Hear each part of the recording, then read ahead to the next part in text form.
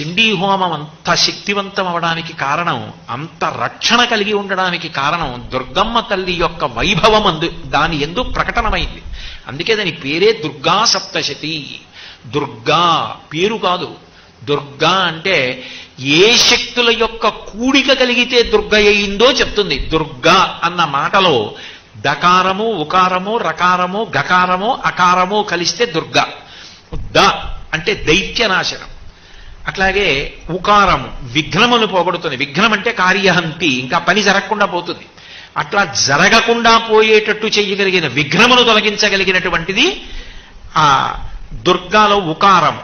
రకారము రోగనాశనం, గకారము పాపనాశనం, అకారము శత్రునాశనం. శత్రునాశనం అంటే నేనెవరి మీదో శత్రుత్వం పెట్టుకుని వాళ్ళు నశించిపోవాలని కోరకూడదు. శత్రునాశనం అంటే ఇతరులకు నా యందు శత్రుబుద్ధి ఉండకూడదు. ఆయన మాకు